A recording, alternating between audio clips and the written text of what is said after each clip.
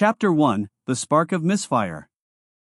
In the kingdom of Tumbledown, a place where clouds sometimes wore hats and turnips grew in zigzags, there lived a very young, very eager magician named Cedric Thistlewhump. Cedric was 11 and a half. He wore robes 2 sizes too big, socks that never matched, and a pointed hat that flopped forward like a sleepy noodle.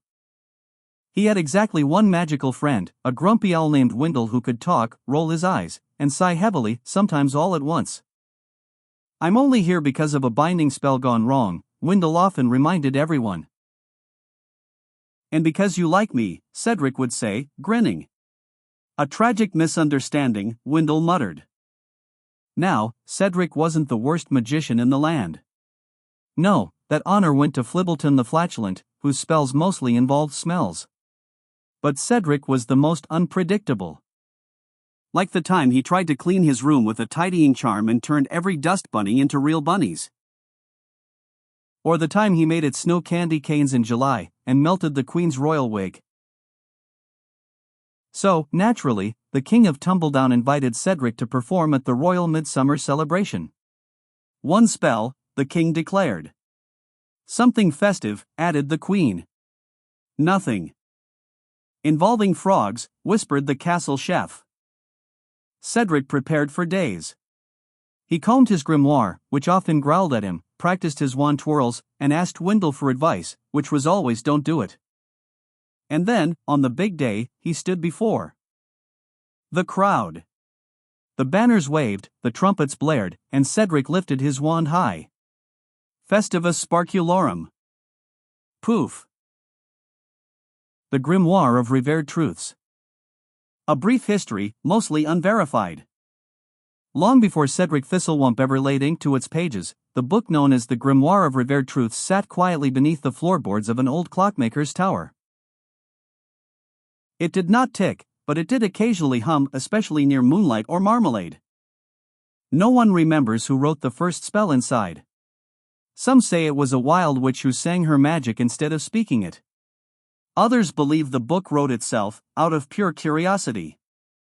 What is known for certain is this: every spell written in the grimoire appears in reverse. The book bites those who try to correct it. And it only responds to magicians who are uncertain. It feeds not on power, but on possibility. On heartache. On hope. On those who cast spells not to control, but to connect. Most powerful sorcerers tried to fix it and failed. One locked it in a chest for 300 years. Another used it as a doorstop. The book cursed his slippers to sing opera for eternity.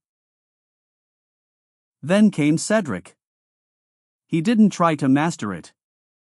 He just needed somewhere to write down his feelings, somewhere no one would ever read. And that's when the grimoire opened. It did not see Cedric as foolish. It saw him as true. Not a master of magic, but a heart full of it. And so, it began to whisper back, very faintly, only when no one was watching. Sometimes, magic doesn't wait for greatness. It waits for kindness. But back to the story. The sky shimmered. The clouds danced. And everyone's hair turned into glowing spaghetti. Neon noodles.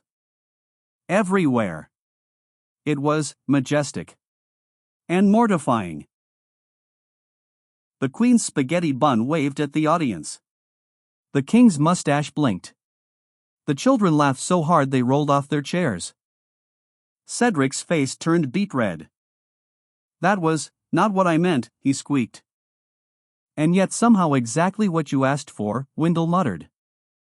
That night, the royal advisor politely handed Cedric a parchment that said, "Cedric Thistlewhump is hereby requested to take an extended leave of magical absence until further notice." So, with nothing but his wand, his misbehaving grimoire, and a very opinionated owl, Cedric set off on a journey. Not to prove he was the best magician, but to prove he wasn't the worst.